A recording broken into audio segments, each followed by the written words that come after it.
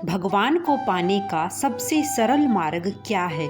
राधे राधे, स्वागत है आप सभी का एक नई कहानी में। एक गांव में एक बूढ़ी माई रहती थी। माई का आगे पीछे कोई नहीं था, इसलिए बूढ़ी माई बेचारी अकेली रहती थी।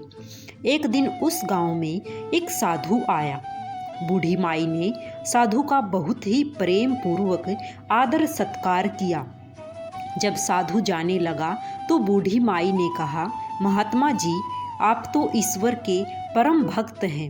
कृपया करके मुझे ऐसा आशीर्वाद दीजिए जिससे मेरा अकेलापन दूर हो जाए।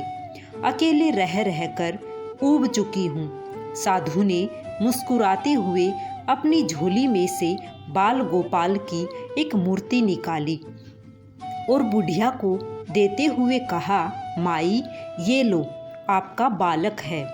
इसका अपने बच्चे की तरह प्रेम पूर्वक लालन पालन करती रहना। बुढ़िया माई बड़े लाड प्यार से ठाकुर जी का लालन पालन करने लगी। एक दिन गांव के कुछ शरारती बच्चों ने देखा कि माई मूर्ति को अपने बच्चे की तरह लाड कर रही है। नटखट बच्चों को माई से हंसी मजाक करने की सूझी। उन्होंने माई से कहा, अरे मैया सुन, आज गांव में जंगल से एक भेड़िया घुस आया है जो छोटे बच्चों को उठाकर ले जाता है और मारकर खा जाता है। तू अपने लाल का ख्याल रखना, कहीं भेड़िया इसे उठाकर ना ले जाए। बुढ़िया माई ने अपने बाल गोपाल को उसी समय कुटिया में विराजमान किया और स्वयं लाठी लेकर दरवाजे पर पहरा लगाने के लिए बैठ गई।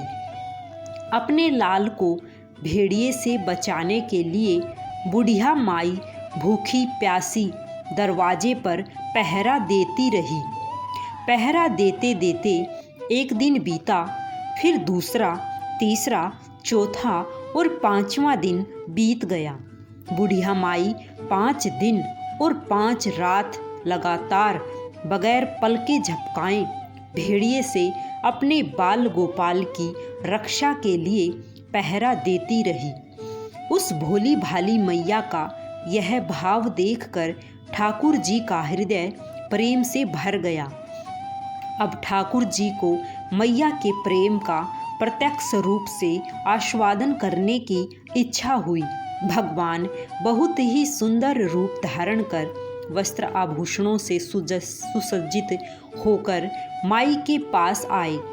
ठाकुर जी के पांव की आहट पाकर माई डर गई कि कहीं दुष्ट भेड़िया तो नहीं आ गया मेरे लाल को उठाने। माई ने लाठी उठाई और भेड़िए को भगाने के लिए उठ खड़ी हुई।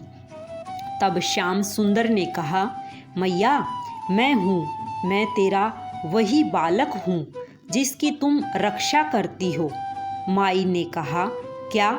चल हट, तेरे जैसे बहुत देखे हैं, तेरे जैसे सैकड़ों अपने लाल पर न्योछावर कर दूं।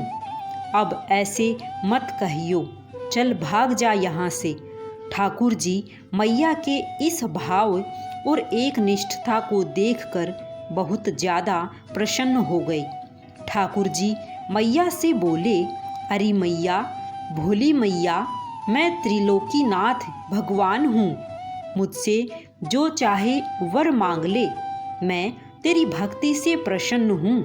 बुढ़िया माई ने कहा, अच्छा, आप भगवान हो, मैं आपको 100 प्रणाम करती हूँ।